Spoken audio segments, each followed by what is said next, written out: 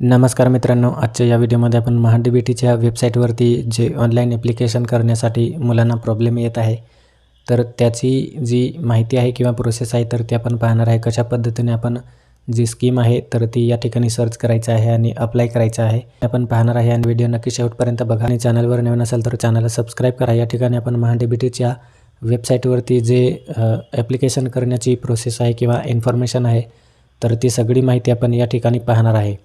तर या ठिकाणी आपल्याला सिम्पली महा-डी-बी-टीच्या 2.0 या वेबसाईटवरती लॉग इन करायचं आहे. तुमचा महा आय डी वगैरे आहे तर तो जनरेट करून लॉग इन करायचा आहे.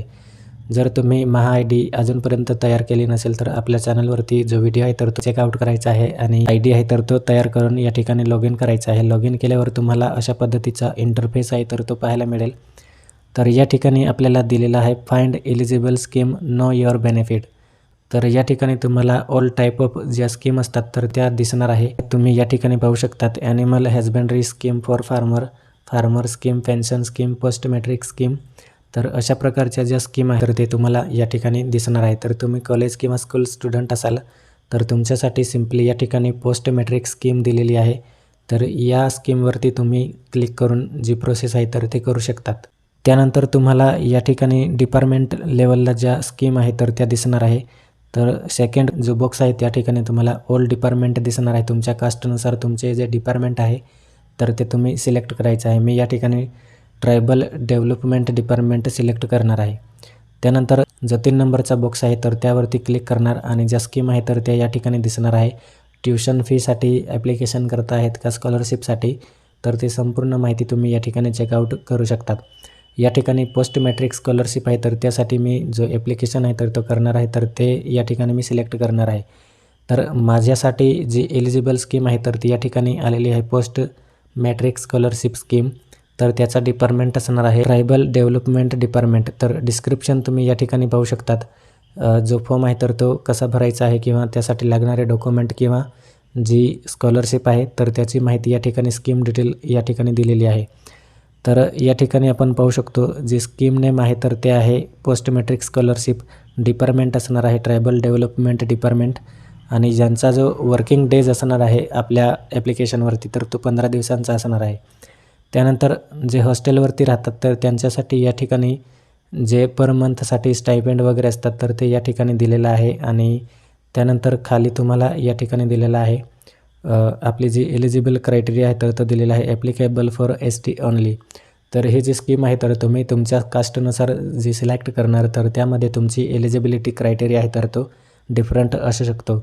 तर STसाठी या ठिकाणी जे इन्कम सर्टिफिकेटवरती आपले जे इन्कम असतात तर ते 2.5 लाखापेक्षा कमी असेल तुमचं तर या ठिकाणी हा जो फॉर्म आहे तर तो करण्यासाठी तुम्ही एलिजिबल आहेत. मिनिमम जी एज्युकेशन आहे तर ते तुम्ही 10वी पास असायला पाहिजे. बॅक टू बॅक जर तुमचं ड्रॉप असेल तर तुम्ही हा जो फॉर्म आहे तर तो अप्लाय करू शकत नाही. त्यानंतर जे डॉक्युमेंट आहे मेन तर ते तुम्हाला कास्ट सर्टिफिकेट लागणार आहे, इन्कम सर्टिफिकेट आणि मागच्या वर्षाचं मार्कशीट वगैरे आहे तर ते लागणार आहे. त्यानंतर जो कोर्स वगैरे आहे तर त्याची व्हॅलिडिटी म्हणजेच तुमचं कॉलेजमधून ॲडमिशन वगैरे आहे तर त्याची रिसिप्ट वगैरे ती लागणार आहे. त्यानंतर आपल्याला क्लोज करायचं आहे. क्लोज करून आपल्याला या ठिकाणी एक डाउनलोड GR दिलेला आहे. तर हा जो GR आहे तर तो तुम्ही या ठिकाणी क्लिक करून संपूर्ण GR आहे तर तो पाहू शकतात. तर हा जो GR आहे तर तो 1 एप्रिल 2026चा आहे. तर या ठिकाणी ॲक्शन बटन दिलेला आहे. तुम्हाला ॲक्शन बटनवरती क्लिक करून या ठिकाणी जो GR आहे तर तो तुम्ही पाहू शकतात.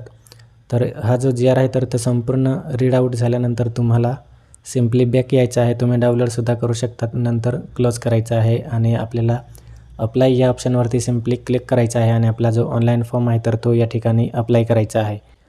ऑनलाईन ॲप्लिकेशन करण्यासाठी या ठिकाणी तुम्हाला एक नवीन विंडो दिसणार आहे रेडी टू अप्लाय. तर आपला जो फॉर्म आहे तर तो या ठिकाणी चेक प्रिव्हियस एक ॲप्लिकेशन जे आहे तर ते त्या ठिकाणी तुम्ही रिसेंटली प्रिव्हियस इयरमध्ये ॲप्लिकेशन केला असेल तर तो या ठिकाणी ऑटोमॅटिक फेस होणार आहे. त्यानंतर तुम्हाला जे फायनल रिझल्ट वगैरे आहे तर ते या ठिकाणी दिसणार आहे. म्हणजेच तुम्ही जो महासारथी आय डी लॉग इन केला आहे किंवा तयार केला आहे त्यामध्ये तुमचा संपूर्ण डाटा आहे तर तो त्या ठिकाणी फेस होणार आहे. तर या ठिकाणी तुम्हाला ॲकॅडमिक इयर दिलेला आहे तर ते सिलेक्ट करायचं आहे. तुमचा ॲडमिशन आहे तर ते 2025-26साठी आहे का 2026-27साठी आहे तर ते तुम्हाला या ठिकाणी निवडायला लागणार आहे. तर सिम्पली या ठिकाणी 2025-26 तुम्ही तुमच्या कोर्सनुसार जे आहे तर ते इयर सिलेक्ट करायचं आहे. त्यानंतर तुम्हाला सिम्पली प्रोसीड टू अप्लाय या ऑप्शनवरती क्लिक करायचं आहे. प्रोसीड टू अप्लाय या ऑप्शनवरती क्लिक केल्यानंतर तुमचा संपूर्ण डाटा ऑटोमॅटिक जो आहे तर तो फेस होणार आहे. तर या ठिकाणी तुम्ही पाहू शकता तुमचं पोस्ट मॅट्रिक स्कॉलरशिपसाठी जो फॉर्म आहे तर तो अप्लाय होणार आहे. तर यामध्ये तुम्हाला पहिल्यांदा ॲप्लिकंट पर्सनल डिटेल म्हणजे तुमची संपूर्ण बेसिक डिटेल आहे तर ती फिल करायची आहे. त्यानंतर जे फॅमिली इन्कम आहे तर ते या ठिकाणी फिलअप करायचं आहे. तर चालू वर्षाचा इन्कम सर्टिफिकेट तुम्हाला इश्यू करायचा आहे आणि त्याची जी माहिती आहे तर ती या ठिकाणी एंटर करायची. जर तुमचा इन्कम सर्टिफिकेट आहे तर तो डिजिलॉकरमध्ये असेल तर तुम्ही डायरेक्ट या ठिकाणी फेस करू शकतात. त्यानंतर डिसेबिलिटी असेल तर तुम्ही या ठिकाणी सिलेक्ट येस नो करू शकतात आणि त्यानंतर तुम्हाला पॅरेंट जी इन्फॉर्मेशन असते तर ती या ठिकाणी फिलअप करायची आहे. त्यानंतर तुमचा ॲड्रेस फिल करायचा आहे.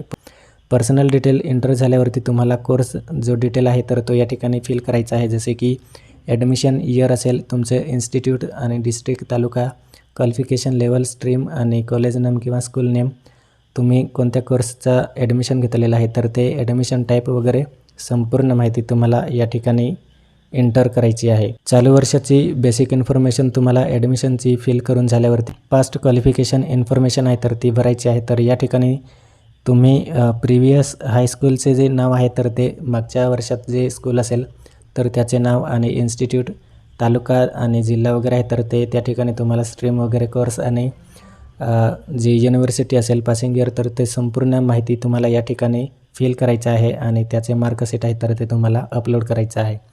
त्यानंतर तुम्हाला अदर डिटेलवरती क्लिक करायचं आहे. अदर डिटेलवरती क्लिक करून तुमचं 11वी-12वीचं कॉलेज नाव किंवा रेशन कार्ड वगैरे असेल तर ती संपूर्ण जे document, caste validity, living certificate वगैरे आहे तर ते तुम्हाला या ठिकाणी अपलोड करायचं आहे. अपलोड झाल्यानंतर तुम्हाला या ठिकाणी एक OTR डिटेल दिलेला आहे.